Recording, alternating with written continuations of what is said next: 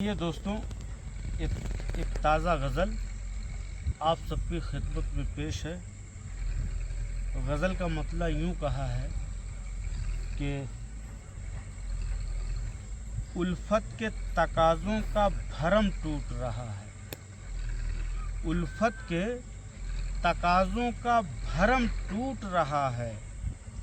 हाथों से मेरे हाथ तेरा छूट रहा है।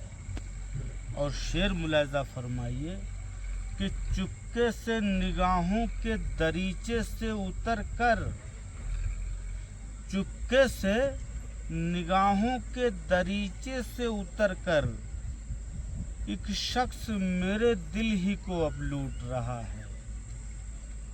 और शेर देखिए कि खाओगे कभी चोट तो ये राज खुलेगा, खाओगे कभी चोट तो ये राज खुलेगा, नगमा तो मेरी आह से भी फूट रहा है।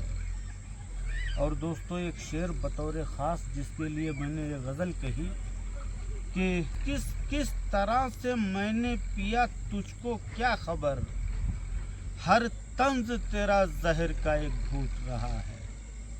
और दोस्तों मक्ता मुलाहिज़ा फरमाइए कि उस बात को सच कैसे भला मान लूं अर्शी, उस बात को सच कैसे भला मान लूं अर्शी, जो दिल की अदालत में मेरी झूठ रहा है। उल्फत के तकाज़ों का भरम टूट रहा है।